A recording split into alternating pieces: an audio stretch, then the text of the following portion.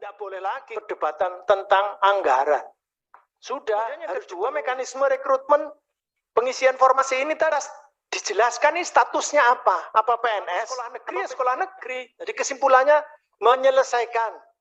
Menyelesaikan itu jumlahnya. Selanjutnya kami persilahkan Pak Fikri. Silakan Pak. Terima kasih Pak Ketua. Assalamualaikum warahmatullahi wabarakatuh.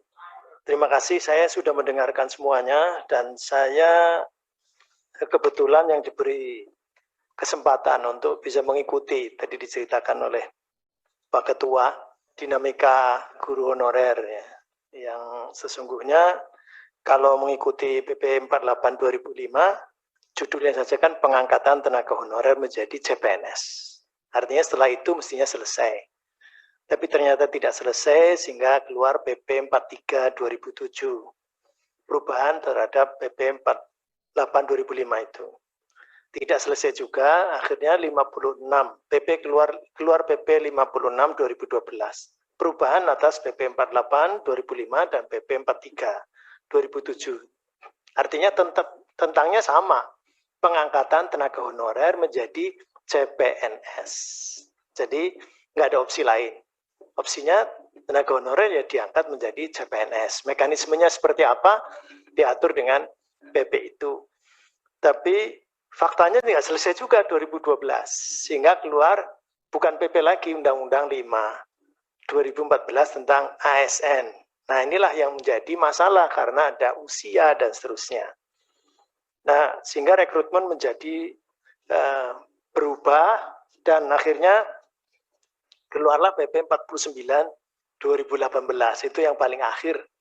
Manajemen pegawai pemerintah dengan perjanjian kerja. Ini tindak lanjut dari Undang-Undang 5 2014. Itu akhirnya satu mentoknya memang kondisi keuangan negara. Nah kalau ketika kondisi keuangan negara kemudian saling memaklumi semua, jadi tidak hanya guru. Jadi honorer itu ya ada tenaga kesehatan, ada penyuluh pertanian dan seterusnya semua. 438.000 jumlahnya. Tapi sepakatannya di baik itu di Komisi 4, di Komisi 10, mungkin di Komisi 9 juga dan seterusnya itu diselesaikan. Nah, sehingga dibawa menjadi rapat gabungan. Nah, rapat gabungan itu penyelesaiannya akhirnya ketemu 3 skema. CPNS, kemudian menjadi P3K, dan yang terakhir pegawai dengan horo sesuai dengan UMK dan UMR. Sudah nggak ada opsi lain. Artinya andaikan ada mekanisme rekrutmen atau mungkin penggolongan atau seleksi atau apa, hanya untuk menggolong-golongkan itu nggak ada yang tidak diterima. Tidak ada tidak lulus, adanya ada yang menjadi CPNS, ada yang menjadi P3K, dan ada yang menjadi pegawai dengan honorer sesuai dengan UMK atau UMR. Itu saja sudah. Sehingga kalau kemudian ditawarkan rekrutmen 1 juta P3K, kemudian merekrut bahkan dari swasta ada apa. Ini menjadi problematika baru. Kemudian juga anggarannya tadi juga tidak diikutkan. Ya tidak percaya.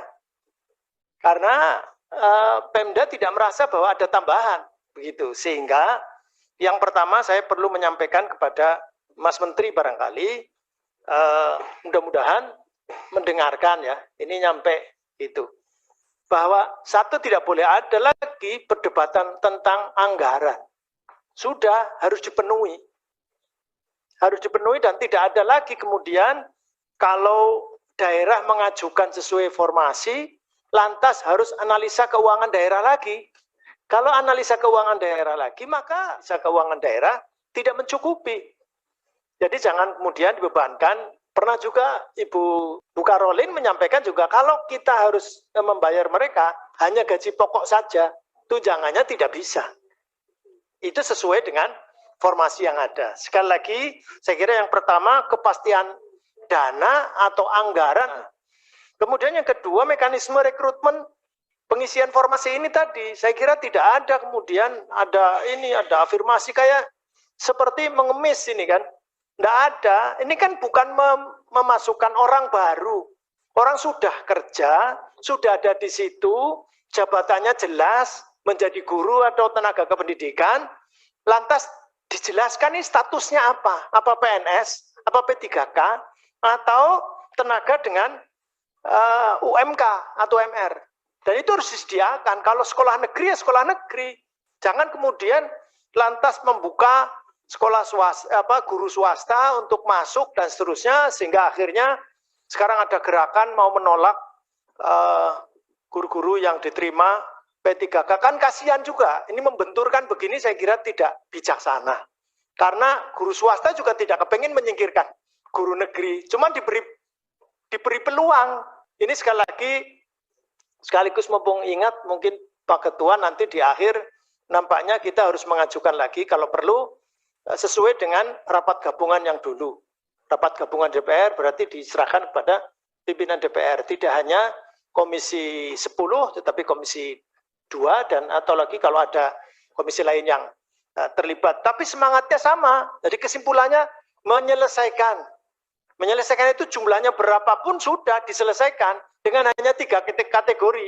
CPNS, P3K, pegawai dengan honor sesuai dengan UMK dan UMR. Memang peristiwa 2009 sampai 2011 itu ada yang menyakitkan karena boomingnya data.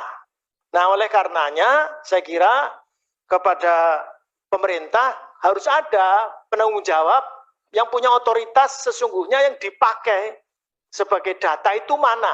Apakah BKN, apakah Kemenpan RB, atau masing-masing, misalnya Kemendikbud atau kementerian lain yang punya pegawai itu. Saya kira itu dari saya, dan itu sekolah negeri. Jadi sekolah negeri kalau nanti selanjutnya yang mendengar ini sekolah swasta, janji Mas Menteri kan nanti juga ada bantuan kepada sekolah negeri, tidak hanya mulai relaksasi BOS, tetapi kan juga harus ada peningkatan SDM kepada sekolah swasta dan bantuan infrastruktur sekolah swasta. Yang dibutuhkan sekolah swasta saya kira seperti itu.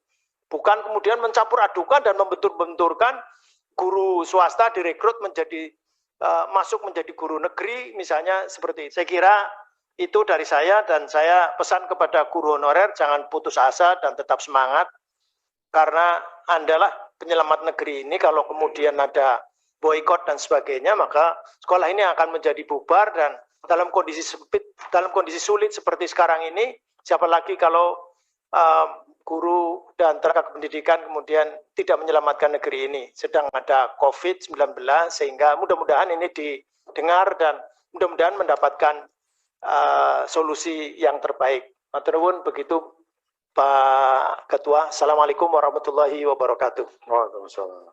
Terima kasih Pak Fikri.